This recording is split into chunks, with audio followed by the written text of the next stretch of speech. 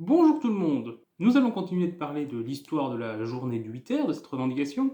Et maintenant, nous allons voir son essor, une période où elle a pris beaucoup plus d'importance en termes de force des luttes, donc de partir des années 1890 jusqu'à son entrée en application en France en 1920. Ce développement s'appuyait sur deux piliers, que nous allons voir, donc le pilier syndical et le pilier politique. Et nous allons commencer par le pilier syndical, puisque, comme on l'a vu, en 1884, les syndicats sont autorisés par la loi Waldeck-Rousseau, mais ils sont encore à l'époque assez faibles et ce sont des syndicats locaux ou corporatistes. Les choses ont commencé à évoluer déjà à partir de 1892, lorsqu'il y a le congrès fondateur de la Fédération des bourses du travail de France, parce que les bourses du travail, c'était des institutions locales qui étaient développées pour servir à la fois à accueillir les travailleurs, à leur donner des lieux où ils peuvent avoir des activités, où ils peuvent se cultiver, s'éduquer, mais également des lieux où la solidarité peut s'organiser, soit pour aider les familles les plus pauvres, pour aider les familles quand l'un des travailleurs ne peut plus aller au travail parce qu'il est blessé, par exemple, ou malade.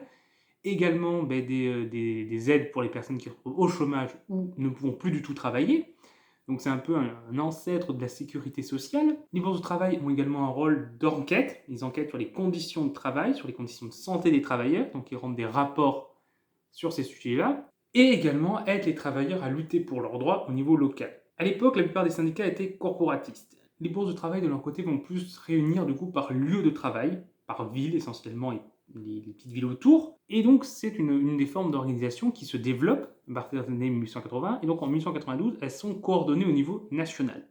Ce qui est déjà un tournant, une rupture, puisque vraiment il y a une organisation qui cherche à réunir nationalement les travailleurs pour les organiser. Ces bourses de travail sont organisées de manière assez horizontale et sont assez dominées par le mouvement anarchiste. Autre élément du pilier syndical, qui va être finalement le principal, c'est la CGT, qui en 1895 se fonde. Elle réunit au début 28 fédérations professionnelles, 18 bourses du travail, puisque du coup les bourses du travail vont progressivement toutes se rallier à la CGT et former l'échelon local de la CGT, les unions départementales et les unions locales, et ainsi que 26 chambres syndicales. Donc elle est héritière de la Fédération nationale des syndicats, qui était déjà une fédération qui visait à réunir plusieurs syndicats du pays, mais de manière encore incomplète. Et elle reprend vraiment des idées de l'Internationale des travailleurs, puisque c'est un syndicat d'inspiration marxiste et anarchiste, et qui vise à réunir certes les travailleurs en France, mais ayant un point de vue plus international. Il existe encore d'autres syndicats, c'est pas le seul syndicat de l'époque, mais la plupart des autres syndicats qui existent sont souvent des syndicats corporatistes,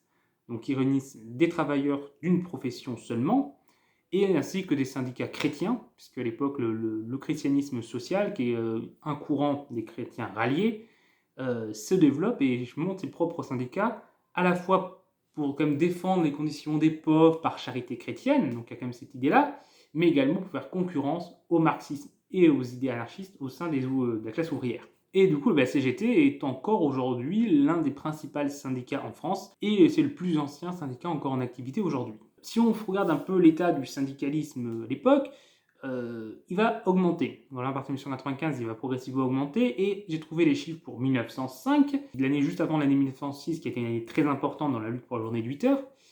Et du coup, cette année-là, il y avait 7,4 millions de travailleurs en France, dont 860 000 sont syndiqués, soit 11% de syndiqués.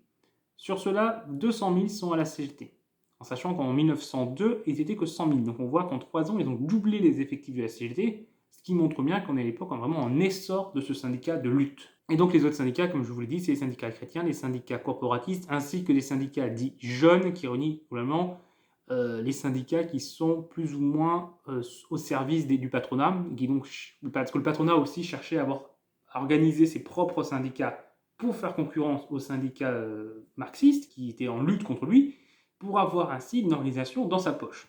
Donc ces syndicats étaient appelés jeunes. La CGT, donc déjà à l'époque, même si elle réunissait qu'à peu près un quart des syndiqués, c'était quand même la première force syndicale du pays. Quant au taux de syndicalisme, comme je vous l'ai dit, il était de 11% si on prend tous les syndicats, mais il était très variable selon les professions. Par exemple, dans les mines, c'était 61% de syndiqués. Dans les secteurs du livre, c'était 31%. Donc c'était vraiment les deux secteurs les plus syndiqués. Les autres l'étaient moins, et donc certains secteurs l'étaient quasiment pas. Et donc du coup, avec cet essor du syndicalisme, les luttes vont s'intensifier. À la fin du 19e siècle et au début du 20e siècle, on est vraiment sur une période où la lutte est importante, et élément très important de cette lutte, c'est la réduction du temps de travail. Il y a d'autres éléments, augmentation des salaires, amélioration des conditions de vie, conditions de travail, puisqu'elles sont très dures, mais la réduction du temps de travail est souvent déjà liée avec l'idée de garder le même salaire global, donc une augmentation du salaire à l'heure, mais également, du coup, amélioration des conditions de travail en passant moins de temps à l'usine. Parce que quand on passe une journée de 15 heures, c'est forcément une journée difficile, alors que quand elle n'est que de 8 heures, elle est forcément moins difficile, quelles que soient les conditions des heures prises individuellement. Et donc, si on regarde les différentes luttes qui ont eu lieu pendant cette période, déjà, il y a la lutte du 1er mai, dont je vous ai parlé dans la vidéo qui est sortie le 1er mai, mais on va voir qu'il y avait des mobilisations de manière plus continue. À partir des années 80, par exemple en 1892, il y a eu un mouvement de grève dans les mines de Carmaux, qui a été provoqué par le fait qu'à ce moment-là, il y avait un syndicaliste, militant socialiste, Jean-Baptiste Calvignac, qui donc travaille à la mine et il est élu maire de Carmaux. Et la direction estime que cette fonction est incompatible avec son travail et décide de le licencier, ce qui lui fait perdre son revenu, puisque la fonction de maire n'est pas forcément bien rémunérée. Ce licenciement est contesté par ses camarades et un grand mouvement de grève est lancé pour le soutenir. Et qui certes n'obtiendra pas raison, mais sera un des premiers grands mouvements de grève des mines, et qui sera également marqué par la présence d'un soutien qui à l'époque n'est pas encore hyper connu, même s'il commence à être connu, mais qui va être important par la suite, puisque c'est Jean Jaurès, qui sera un soutien important de cette lutte. Ensuite, on peut également citer en 1907-1908 la grève de Draveil et de Villeneuve-Saint-Georges, qui a été menée donc, par les ouvriers qui bossent dans les carrières, qui dénoncent leurs conditions de travail difficiles. Des conditions de travail qui sont marquées par des très longues journées, à travailler au moins 12 heures par jour, 7 jours sur 7, pour un salaire horaire qui était de 50 centimes, c'est vraiment pas beaucoup, et dans des conditions pas faciles, parce que dans les carrières, c'est comme les mines, c'est pas les bonnes conditions de travail. Tu travailles dans la boue, tu travailles avec respirer de la poussière et tout, c'est physique, c'est usant. Donc ils dénoncent ces conditions et demandent à minima une augmentation de salaire et une réduction de leur temps de travail pour que la journée soit moins usante. Elle sera réprimée assez violemment. Plusieurs ouvriers seront tués par les forces de l'ordre, il y aura des centaines de blessés et plusieurs arrestations des leaders. Ce qui va finalement réussir à étouffer le mouvement, même si ils auront dû lâcher quand même quelques petites choses. Par exemple, l'application de la journée de 10 heures, qui était normalement déjà appliquée à ce moment-là selon la loi. La loi obligeait à des journées de 10 heures, mais ça n'était pas appliqué de manière partout. Beaucoup d'entreprises n'appliquaient pas, donc c'était le cas de ces carrières.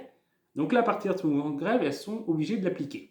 Elles augmentent également de 5 centimes le salaire horaire. Donc on passe de 50 centimes à 55 centimes. C'est pas la révolution, mais bon, c'est toujours mieux que rien. Et également la loi sur le repos hebdomadaire qui a été obtenue en 1906 par la grande mobilisation de cette année-là, va enfin s'appliquer également pour eux. Donc ensuite, il va y avoir d'autres mouvements de grève, puis une période assez d'alchimie forcée, puisque pendant la Première Guerre mondiale, il y a l'Union sacrée. Donc techniquement, il n'est pas censé avoir de grève et de manifestation. Même si, bon, techniquement, il y en a eu quelques-unes à partir de la fin de la Première Guerre mondiale, dans les dernières périodes, l'Union sacrée se fissure et des mouvements de grève commencent à avoir lieu. Mais ça reprend vraiment en 1919, et dans un contexte particulier, puisque en 1917, il y a eu la Révolution russe. Et ce qui fait qu'il y a un contexte révolutionnaire à travers toute l'Europe et les États-Unis. Il y a une grande partie de l'Europe de l'Est qui est touchée par des mouvements révolutionnaires. L'Allemagne a presque connu une révolution. Des grands mouvements sociaux ont eu en France, en Angleterre, en Espagne, en Italie. Il y a eu une situation sociale explosive, un mouvement révolutionnaire qui s'étend. Et en France, du coup, ça ne manque pas. Dès 1919, de grands mouvements de grève se développent, avec par exemple une grande grève en juin dans la métallurgie en 1919. Ce mouvement de grève prend des actions révolutionnaires, il ne va juste seulement nous donner des revendications, mais on revendique également la fin du capitalisme, de l'exploitation capitaliste. 1920, il y a une grève générale des cheminots ainsi que des mines du Nord. De nombreux corps de métiers vont également s'y joindre, par exemple dans le domaine de l'habillement. Et du coup, c'est dans ce contexte de forte lutte sociale que la journée de 8 heures va être finalement lâchée pour calmer un peu les choses. L'autre pilier, du coup, à côté du syndical et de cette lutte de classe, il y a un pilier politique, puisque le mouvement socialiste s'étend, se renforce. On a plein de petits mouvements qui se renforcent, qui se réclament de la Seconde Internationale, créée en 1889, et qui prennent comme revendication assez rapidement la journée de 8 heures.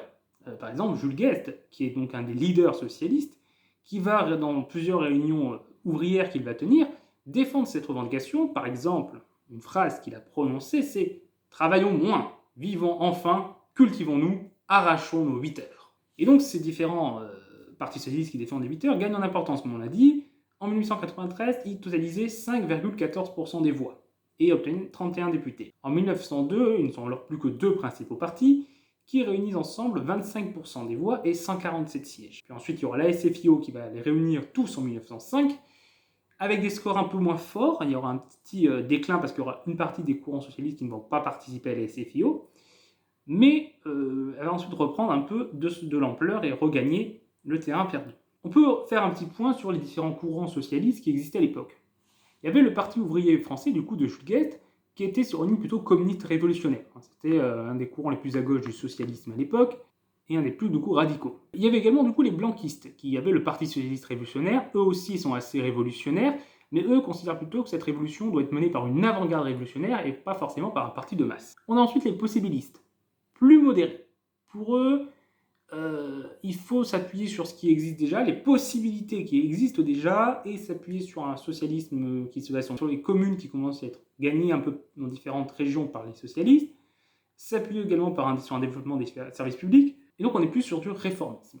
Ensuite, il y a également le Parti ouvrier socialiste révolutionnaire, dirigé par Jean Allemagne. Du coup, ces partisans s'appelleront régulièrement les alemanistes, qui sont eux partisans plutôt d'une insurrection spontanée des masses. Puis ensuite, il y a les courants des socialistes indépendants, qui sont des socialistes qui sont en dehors des différents partis, et qui sont souvent partisans d'une participation socialiste au sein des gouvernements, souvent des gouvernements dirigés par les radicaux, afin de faire avancer leurs revendications sociales.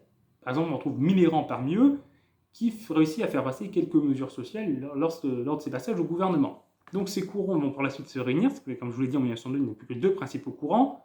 Le Parti socialiste de France, qui donc réunit plutôt les révolutionnaires, qui considère que les réformes menées dans le cadre du système capitaliste ne peuvent pas être couronnées de succès, et que la classe bourgeoise n'acceptant de céder ses privilèges que par la force. Et que pour eux, les promesses des réformes, ça détourne les travailleurs de l'idée révolutionnaire.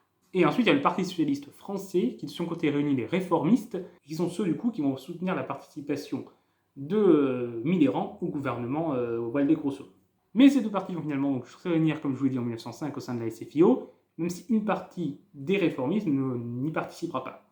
Et du coup, ce courant politique continue de prôner la journée de 8 heures, jusqu'à la scission en 1920 avec le PCF, qui lui aussi défend des mesures sociales, mais avec un accent beaucoup plus révolutionnaire, avec vraiment l'idée de renverser le capitalisme, et en plus en s'appuyant sur des révolutions déjà existantes, puisque comme je vous l'ai dit, il y a la révolution russe, et dans pas mal de pays de l'Est, et donc ce nouveau parti politique qui s'appuie sur une révolution existante fait également beaucoup plus peur au régime. Et du coup, là aussi, ce contexte politique particulier va conduire à faire céder le gouvernement et la bourgeoisie et la faire lâcher la journée de 8 heures. Donc voilà, donc du coup, on a vu la partie 1890-1920. Ce qui fait qu'on a fait un petit tour au final de cette journée de 8 heures. Il y aura maintenant ensuite deux petites vidéos bonus sur le sujet. Une sur un petit historique de la réduction du temps de travail de ses débuts jusqu'en 1920 et l'obtention de la journée de 8 heures. Et un second bonus où on va examiner deux affiches de la CGT qui ont été éditées en 1906 pour défendre la journée de 8 heures et préparer la mobilisation de mai 1906, et voir comment la CGT, du coup, à cette époque, argumentait son projet. Donc voilà, c'est terminé pour cette vidéo, j'espère qu'elle vous a plu. Si c'est le cas, n'hésitez pas à mettre un pouce bleu, à partager la vidéo, ça nous aide beaucoup, à le dire en commentaire ou à poser des questions, et vous pouvez vous abonner pour ne pas rater les prochaines vidéos. Au revoir tout le monde!